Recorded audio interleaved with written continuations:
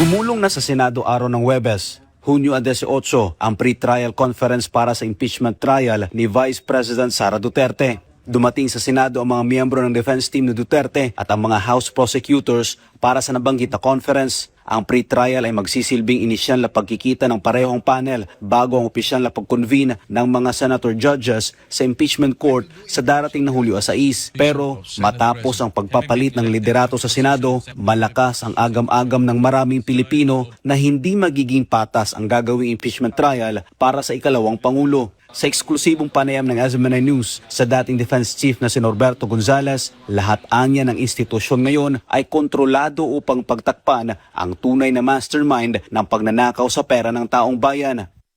Talaga wala nang patas ngayon sa mga institusyon natin. Kontrolado eh. Wala na eh. Hindi na iginagalang ang ating demokrasya. Hindi na nire-respeto. Para sa dating Defense Chief, malinaw na pagharang sa 2028 elections ang plano ng kalaban ni VP Sara kaya may impeachment. Hindi titigil yung may kagustuhan na matanggal si Vice President Sara para hindi siya makalaban sa election sa 2028. Hindi titigil. Gagawin ang lahat para siya ay mawala sa eksena. Giit pa ni Gonzales na para makonvict si VP Sara sa impeachment ay kailangang palitan ang liderato ng Senado mula sa Cayetano Block ang Gatchalian Block na ngayon ang may kontrol sa mataas na kapulungan. Kaya yung sinasabi nating impeachment, yung pagbabago ng liderato, isa yan sa mga steps para masigurado na mapoconvict si Vice President Sara. Bago ito, nauna nang sinabi ni Senator Alan Peter Cayetano na nabuo umano ang bagong mayorya sa Senado dahil sa pananakot, panunuhol at pagsasampa ng kaso sa mga senador na hindi kaalyado ng kasalukuyang administrasyon. Sa huli, sinabi ng dating kalihim na personal na interes at hindi ng nakararaming Pilipino ang inaatupag ng kasalukuyang administrasyon. Hindi na rin tinitignan kung ano ang damdamin ng sambayanan. Pero ng sariling daigdig ang mga politiko natin. Doon na sila nabubuo ng kanilang mga desisyon. Ang desisyon nila para patibayan yung kanilang mundo na hiwalay sa sambayanan.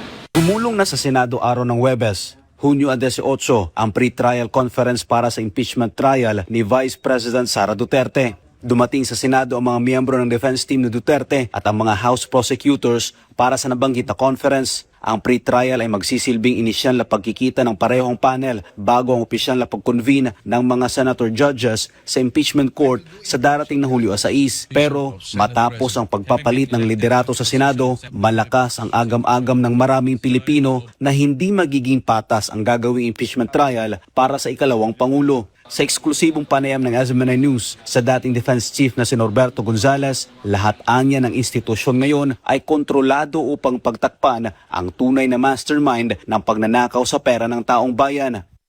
Talaga wala nang patas ngayon sa mga institusyon natin. Kontrolado eh. Wala na eh. Hindi na iginagalang ang ating demokrasya.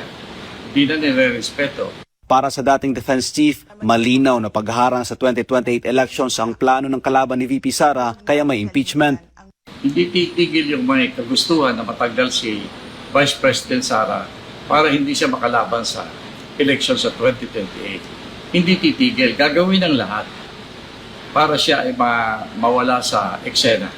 Giit pa ni Gonzales na para makonvict si VP Sara sa impeachment ay kailangang palitan ang liderato ng Senado mula sa Cayetano Block ang Gatchalian Block na ngayon ang may kontrol sa mataas na kapulungan. Kaya yung sinasabi nating impeachment, yung pagbabago ng liderato, isa yan sa mga steps para masigurado na mapoconvict si Vice President Sara. Bago ito, nauna nang sinabi ni Senator Alan Peter Cayetano na nabuo umano ang bagong mayorya sa Senado dahil sa pananakot, panunuhol at pagsasampa ng kaso sa mga senador na hindi kaalyado ng kasalukuyang administrasyon. Sa huli, sinabi ng dating kalihim na personal na interes at hindi ng nakararaming Pilipino ang inaatupag ng kasalukuyang administrasyon. Hindi na rin tinitignan kung ano ang damdamin ng sambayanan. Pero ng sariling daigdig ang mga politiko natin. Doon na sila nabubuo ng kanilang mga desisyon. Ang desisyon nila para patibayan yung kanilang mundo na hiwalay sa sambayanan. Gumulong na sa Senado araw ng Huwebes, Hunyo 18, ang pre-trial conference para sa impeachment trial ni Vice President Sara Duterte. Dumating sa Senado ang mga miyembro ng defense team ni Duterte at ang mga House prosecutors para sa nabanggit na conference. Ang pre-trial ay magsisilbing inisyal na pagkikita ng parehong panel bago ang opisyal na pag-convene ng mga senator judges sa impeachment court sa darating na Hulyo 6. Pero matapos ang pagpapalit ng liderato sa Senado, malakas ang agam-agam ng maraming Pilipino na hindi magiging patas ang gagawing impeachment trial para sa ikalawang Pangulo. Sa eksklusibong panayam ng SMNI News sa dating Defense Chief na si Norberto Gonzales, lahat anya ng institusyon ngayon ay kontrolado upang pagtakpan ang tunay na mastermind ng pagnanakaw sa pera ng taong bayan. Talaga wala nang patas ngayon sa mga institusyon natin. Kontrolado eh. Wala na eh. Hindi na iginagalang ang ating demokrasya. Hindi na nire-respeto. Para sa dating Defense Chief, malinaw na pagharang sa 2028 elections ang plano ng kalaban ni VP Sara kaya may impeachment. Hindi titigil yung may kagustuhan na matanggal si Vice President Sara para hindi siya makalaban sa election sa 2028. Hindi titigil. Gagawin ang lahat para siya ay mawala sa eksena. Giit pa ni Gonzales na para makonvict si VP Sara sa impeachment ay kailangang palitan ang liderato ng Senado mula sa Cayetano Block ang Gatchalian Block na ngayon ang may kontrol sa mataas na kapulungan. Kaya yung sinasabi nating impeachment, yung pagbabago ng liderato, isa yan sa mga steps para masigurado na mapoconvict si Vice President Sara.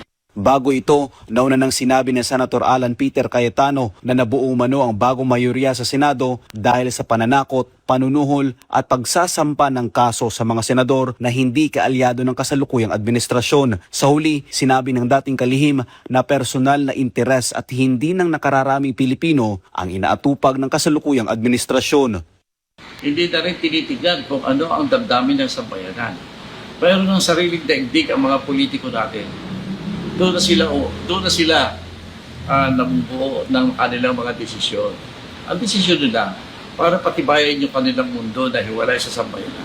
Gumulong na sa Senado araw ng Huwebes, Hunyo 18, ang pre-trial conference para sa impeachment trial ni Vice President Sara Duterte. Dumating sa Senado ang mga miyembro ng defense team ni Duterte at ang mga House prosecutors para sa nabanggit na conference. Ang pre-trial ay magsisilbing inisyal na pagkikita ng parehong panel bago ang opisyal na pag-convene ng mga senator judges sa impeachment court sa darating na Hulyo 6. Pero matapos ang pagpapalit ng liderato sa Senado, malakas ang agam-agam ng maraming Pilipino na hindi magiging patas ang gagawing impeachment trial para sa ikalawang Pangulo. Sa eksklusibong panayam ng SMNI News sa dating Defense Chief na si Norberto Gonzales, lahat anya ng institusyon ngayon ay kontrolado upang pagtakpan ang tunay na mastermind ng pagnanakaw sa pera ng taong bayan. Talaga wala nang patas ngayon sa mga institusyon natin. Kontrolado eh. Wala na eh. Hindi na iginagalang ang ating demokrasya.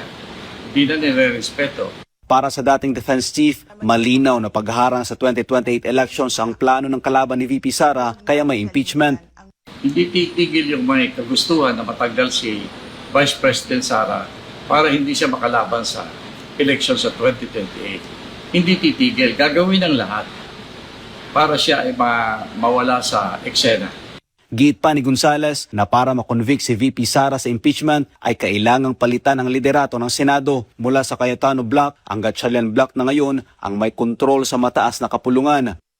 Kaya yung sinasabi nating impeachment, yung pagbabago ng liderato, isa yan sa mga steps para masigurado na mapoconvict si Vice President Sara. Bago ito, nauna nang sinabi ni Senator Alan Peter Cayetano na nabuo umano ang bagong mayorya sa Senado dahil sa pananakot, panunuhol at pagsasampa ng kaso sa mga senador na hindi kaalyado ng kasalukuyang administrasyon. Sa huli, sinabi ng dating kalihim na personal na interes at hindi ng nakararaming Pilipino ang inaatupag ng kasalukuyang administrasyon.